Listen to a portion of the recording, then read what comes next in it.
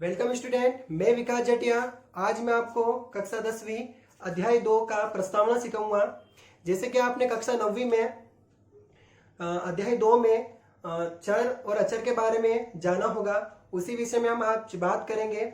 कक्षा 10 के अध्याय 2 में भी इसी प्रकार का कुछ है, तो 9 और 10 को मिला के मैं आपको 9वीं क्लास का भी थोड़ा बेसिक बता देता हूँ और 10वीं क्लास में क्या नया है वो भी मैं आज आपको बताऊंगा।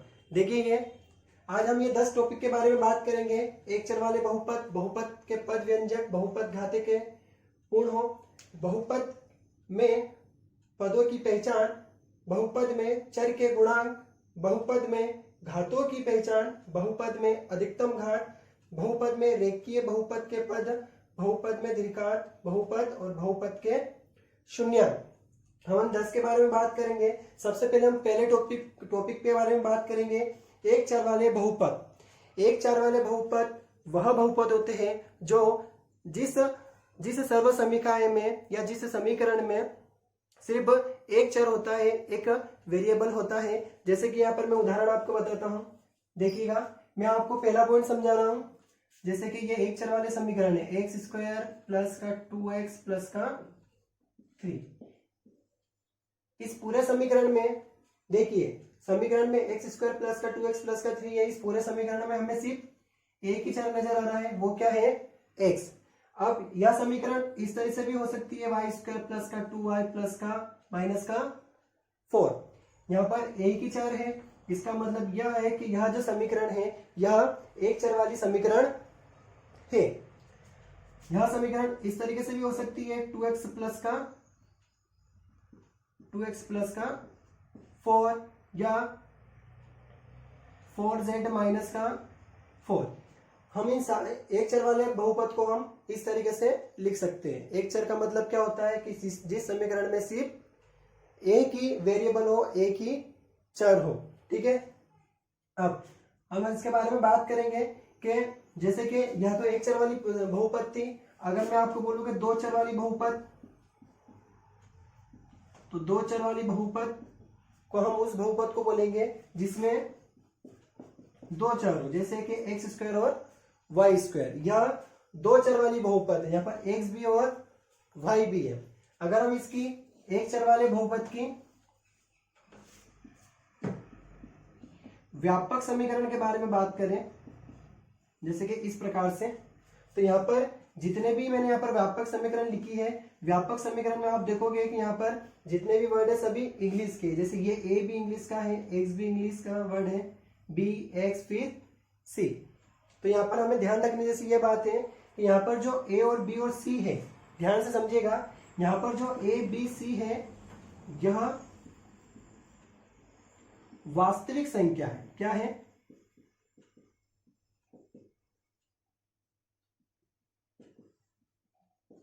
वास्तविक संख्या है। वास्तविक संख्या का कहने का तात्पर्य यह है कि जैसे कि यहाँ पर मैंने एक समीकरण लिखी है, यह एक चर वाली समीकरण है, और मैंने एक व्यापक समीकरण लिखी। व्यापक समीकरण का मतलब है कि अगर किसी भी सर्व समीकरण को हम लिखते हैं तो हम उसको इस रूप में लिखते हैं। जैसे कि यहाँ पर एक्स स्क्वायर है, तो देखिए यहाँ पर भी एक्स स्क्वायर है। अब इस एक्स स्क्वायर के आगे कुछ ना कुछ डिजिट है, या तो यहाँ पर कुछ नहीं मतलब 1 है, तो यहाँ पर ये जो व्यापक समीकरण है इस एक की जगह क्या आया है, 1 आया है। यहाँ पर भी हम आगे चलेंगे तो यहाँ पर भी एक्स है, यहाँ पर भी एक्स है, लेकिन बी की जगह क्या है, 2 है, और सी की जगह क्या है, 3 है। अब कहने का तात्पर्य यह है कि अगर इस समीकरण से मैं किसी अन्य समीकरण को, अन्य सर्व समीकरण को बनाता हूं, तो यहाँ पर ये एबीसी के जो मान होंगे वह वास्तविक संख्या होगी, वास्तविक संख्या होगी, और यह जो मान है समीकरण में कभी भी बदलते नहीं है। तो यहाँ पर जो यह जो रहते हैं यह अचर होते हैं, और यह जो होते हैं यह चर होते हैं। कहने का तात्पर्य यह है कि अगर मान लीजिए कि इस समीकरण में अगर मैं कोई भी वर्ड लिखता हूं, जैसे यहाँ पर x लिखता हूं, तो यह जो x है ना, यह x अचर और चर से मिलकर बना हुआ है। यहाँ पर कुछ नहीं मतलब क्या है, एक है। तो कोई भी व्यंजक किससे मिलकर बना होता है, अचर और चर से मिलकर बना होता है। देखिए यहाँ पर, ठीक है, समझ में आया आपको। यह एक चर वाली समीकरण मैंने आपको बताई है। दो चर वाली समीकरण के बारे में मैंने आपको बताया है कि वह समीकरण जिसमें दो चर हो। ठीक है, और इस व्यापक समीकरण में जो ए बी सी है यह चर नहीं है, यह अचर है। इसका मतलब है कि इस एबीसी की जगह कुछ ना कुछ डिजिट आएगी, जैसे कि यहाँ पर मैंने आपको बताया है। अगला टॉपिक हम सीखेंगे अब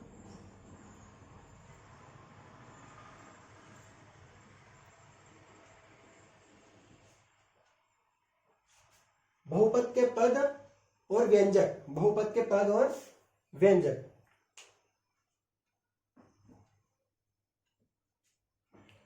देखिए, अगर मान लीजिए यहाँ पर मैं कोई समीकरण लिखता हूं, जैसे कि x प्लस का 2x प्लस का 3, तो बहुपद के पद और व्यंजक का मतलब यह है कि यह जो पूरी समीकरण है इसे हम क्या बोलेंगे, बहुपद बोलेंगे।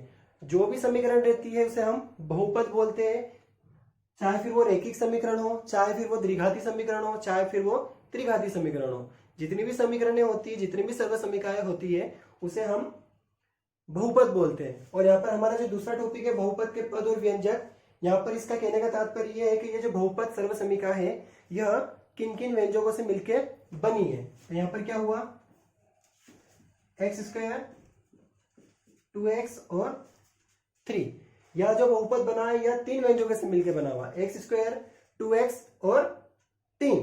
तो यहाँ पर बहुपद के पद कितने हो गए, 3 हो गए, 1 2 3, जिसे हम क्या बोलते हैं, व्यंजक भी बोलते हैं। और व्यंजक किससे मिलकर बना होता है, चर और अचर से मिलकर बना होता है। जैसे कि हम बोले कि व्यंजक किससे मिलकर बना होता है, तो ये चर और अचर से मिलकर बना होता है। यहाँ पर कुछ नहीं, मतलब क्या है, एक है, तो ये क्या है, अचर है, और यहाँ पर एक से क्या है, चर है। और व्यंजक से मिलकर क्या बनता है, बहुपद सर्वसमीकाएं बनती है। तो हमारा दूसरा पहला पॉइंट भी कंप्लीट हुआ, दूसरा भी कंप्लीट हुआ, बहुपद के पद और व्यंजक।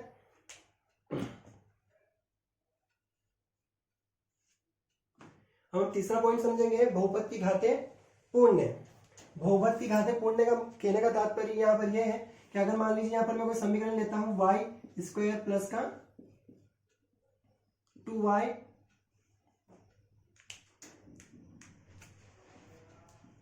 टू वाई 3, बहुपद की घातें पूर्ण है। पूर्ण का मतलब क्या है कि पूर्ण संख्या क्या होती है, जो 0 1 2 3 हो।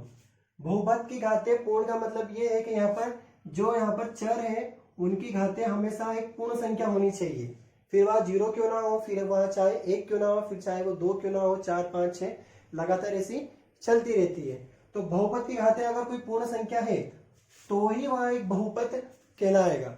अगर ऐसा नहीं होता है, मेरा कहने का मतलब अगर मान लो किसी सर्वसमीका में ऐसी घात लगी होती है तो यह बहुपद नहीं है, क्योंकि 1/2 जो है, 1/2 जो है वो पूर्ण संख्या नहीं है।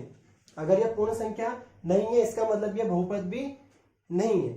अगर मैं आपको ऐसी बात करूं कि x की घात माइनस का 2 माइनस का 4, यहां पर भी आप देखिए चर की घात माइनस की 2 है और माइनस का 2 पूर्ण संख्या नहीं है। अगर यह इसकी घात पूर्ण संख्या नहीं है इसका मतलब यह बहुपद नहीं है। ठीक है, बहुपद की घातें पूर्ण हो तभी जाके वह बहुपद कहलाता है। अगर 1/2 या माइनस में कोई घात होती है किसी भी चर की तो वह बहुपद नहीं कहलाता है। हम आगे सीखेंगे।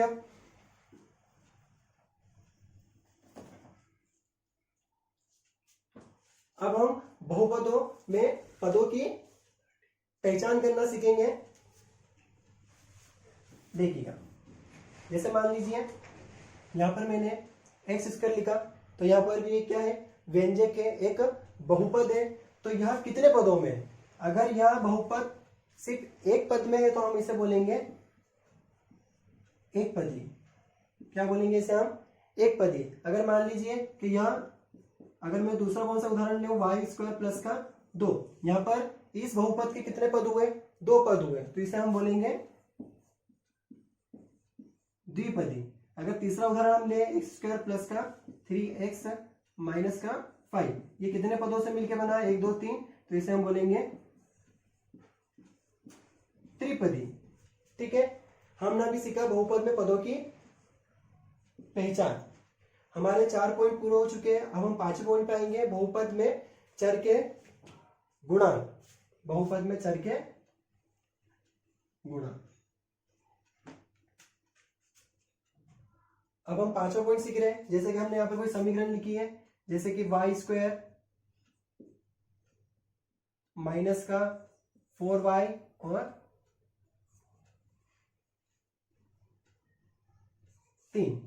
अब यहां से मैं आपको बोलता हूं कि इस समीकरण में बहुपद चर के गुणांक याद कीजिए। बहुपद चर के गुणांक का कहने का मतलब यह है कि यहाँ पर इस समीकरण में जहां पर भी हमें चर नजर आ रहा है, जैसे ये चर है और यह भी चर है, इस चर के साथ में यहाँ पर कौन सी संख्या है, तो हम इस चर के साथ में कौन सी संख्या 1 है, तो इस चर का गुणांक क्या हुआ, गुणांक का मतलब जो संख्या गुणे में हो, तो यहाँ पर गुणांक मतलब 1 और इस चर के साथ में गुणांक में कौन सी संख्या माइनस का 4। तो इस समीकरण के जो चर के गुणांक है वह 1 और माइनस का 4 है। अगर मैं आपको एक समीकरण यहाँ लिखूं जेड स्क्वायर माइनस का 4z स्क्वायर माइनस का 4z माइनस का 9, और अगर मैं आपको यहाँ पर बोलूं कि जेड स्क्वायर के गुणांक बताइए। अब यहाँ पर मैंने स्पेशल आपको जेड स्क्वायर के गुणांक बताने का बोला है, तो यहाँ पर जेड स्क्वायर के गुणांक क्या होंगे, माइनस का 4, क्या होंगे, माइनस का 4।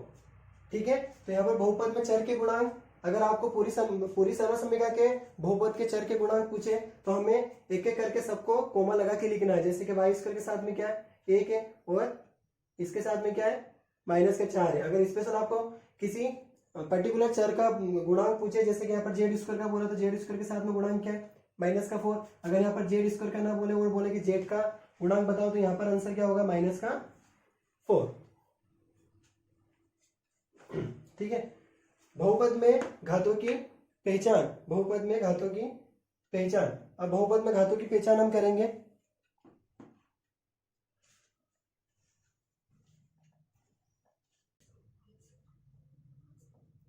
अब हम छठे पॉइंट के बारे में जानेंगे, बहुपद में घातों की पहचान। बहुपद में घातों की पहचान किस प्रकार से होगी हम देखेंगे। यहाँ पर एक हम सर्वसम्मिका लेते हैं, जैसे कि यहाँ पर मैंने एक सर्वसम्मिका ली 2x प्लस का 3, 2x प्लस का 3। तो घातों की पहचान का तात्पर्य यह है कि इस चर पर कितनी घात है, तो घात नजर नहीं आएगी तो इसका मतलब यहाँ पर घात कितनी है, 1 घात है। तो अगर कोई किसी चर पर 1 घात होती है तो उसे हम 1 घात वाली समीकरण, 1 घात वाली सर्वसम्मिका कहते हैं या एक घातीय बोलते हैं, या एक घातीय कहेंगे। अगर मान लीजिए यहाँ पर ऐसा होता है माइनस का 2x स्क्वायर माइनस का 3x माइनस का 4, तो यहाँ पर इस पूरी सर्वसम्मिका में जो चर नजर आ रहे हैं उसके ऊपर सबसे बड़ी घात कौन सी है, तो सबसे बड़ी घात अगर 2 है तो यह समीकरण द्विघातीय समीकरण हुई। क्या हुई, द्विघातीय सर्वसम्मिका है, द्विघातीय सर्वसम्मिका है।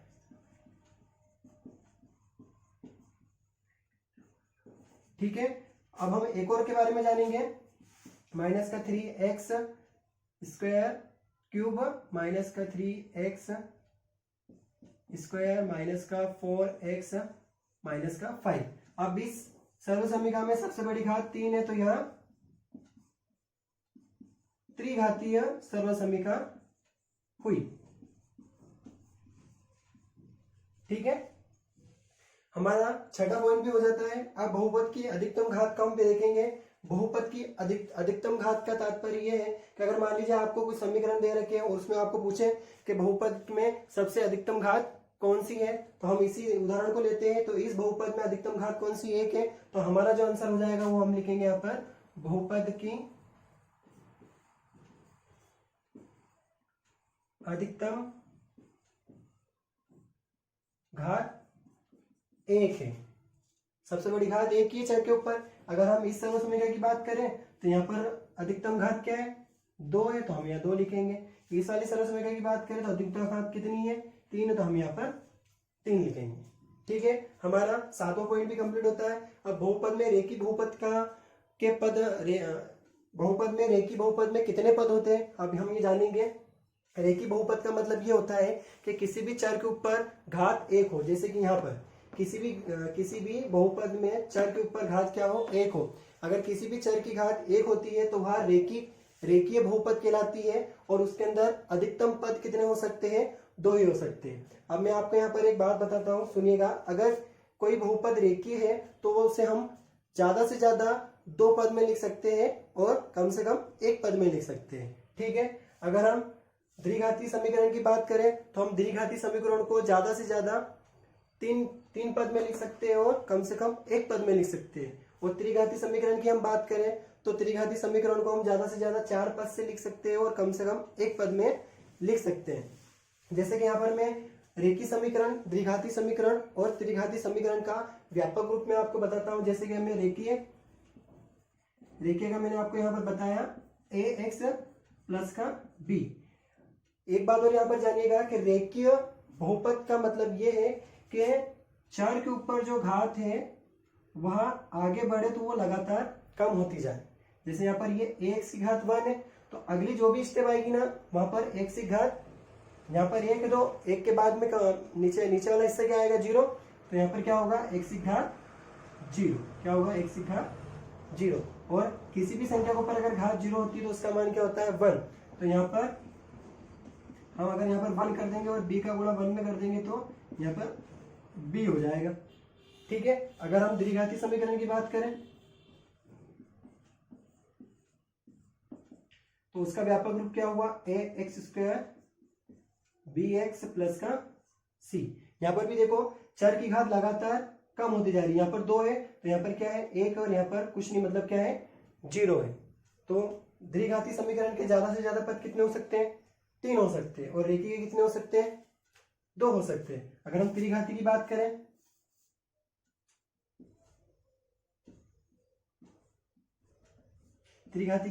तो उसका व्यापक रूप क्या हुआ, ax cube bx square cx और d। यहाँ पर यह चर है, चर के ऊपर जो घात यहाँ पर वो लगातार देखिए कम होती जा रही है। यहाँ पर 3 है तो यहाँ पर 2 है, यहाँ पर 1 है तो यहाँ कुछ नहीं तो 0। 3 2 1 0। तो त्रिघाती समीकरण को हम ज्यादा से ज्यादा कितने पदों में लिख सकते हैं, 4 पदों में लिख सकते हैं। बहुपद में रेखीय बहुपद के कितने पद होते हैं, 2। बहुपद में द्विघाती बहुपद के कितने पद होते हैं, 3। ज्यादा से ज्यादा बता रहा हूं ना। बहुपद के त्रिघाती में कितने होते हैं, 4 पद होते हैं। अब हमारा लास्ट पॉइंट बचा है बहुपद के शून्यांक। अब बहुपद के शून्यांक क्या होंगे, देखिएगा।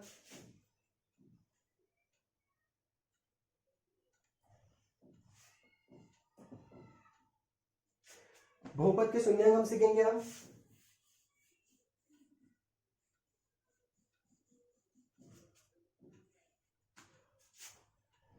अगर मान लीजिए यहाँ पर मैं कोई बहुपद लेता हूं जैसे कि 2x प्लस का 3। अब मैंने यहां पर बोला कि इस बहुपद का शून्यांक क्या है। शून्यांक का मतलब ये है कि x की वह वैल्यू जो इस समीकरण को सेटिस्फाई करती है, मतलब इसको बराबर, मतलब इसका जो आंसर है वह 0 आती है। मतलब x की जगह में ऐसी कौन सी वैल्यू रखूं कि यह पूरा का मान क्या हो जाए, 0 हो जाए, ठीक है। तो हमें x की वैल्यू अभी पता नहीं है कि x की वैल्यू यहाँ पर मैं ऐसा क्या रखूं कि इस पूरे का मान क्या हो जाए, 0 हो जाए। तो हमें x की वैल्यू पता करने के लिए हमें क्या करना है कि इसी सवाल को हमें रफ सवाल में हल करना है और बराबर में 0 रखना है। और यहाँ पर हमें x की वैल्यू याद करनी है। x की वैल्यू याद करने के लिए +3 उधर गया तो -3 और गुणे का 2 कहाँ गया, बटे में, तो कितना हो गया, -3/2। अब देखिए यहाँ पर हमने रफ कार्य में काम करा तो x की वैल्यू कितनी है, -3/2। अगर ये x की वैल्यू -3/2 हम यहाँ पर रखेंगे तो इस पूरे का मान 0 आएगा। तो यहाँ पर जो इस सर्वसमीकरण का जो शून्यांक रहेगा वो -3/2 रहेगा। देखिए मैं आपको करके बताता हूँ, x की वैल्यू यहाँ पर रखें कि 0 हो रहा है कि नहीं हो रहा है।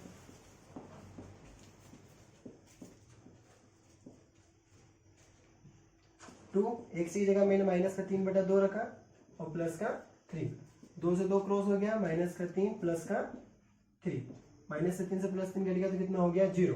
देखिए x के लिए मैंने ऐसा मान यहाँ पर रखा जिसका मान क्या हो गया है, 0। तो इसका मतलब ये है कि हमने जो यहाँ पर x की वैल्यू -3/2 निकाली है वह इस सर्वसमीकरण को सेटिस्फाई करती है। तो इस सर्वसमीकरण का जो शून्यांक है x बराबर -3/2 रहेगा। यहाँ पर अभी जो मैंने समीकरण लिखी है वह एक रैखिक समीकरण है। रैखिक समीकरण का मतलब यह है कि इसकी घात क्या है, इसकी जो घात है वह 1 है। अगर किसी भी रैखिक समीकरण का हम x का शून्यांक ज्ञात करेंगे तो x का शून्यांक सिर्फ 1 ही याद होगा। अगर हम द्विघाती समीकरण की बात करें तो द्विघाती समीकरण में अगर हम x के शून्यांक ज्ञात करेंगे तो उसमें 2 शून्यांक लिख लेंगे। और हम त्रिघाती समीकरण के बारे में बात करें, अगर हम किसी समीकरण में त्रिघाती समीकरण के शून्यांक ज्ञात करते हैं तो वहां पर हमें 3x के मान प्राप्त होंगे।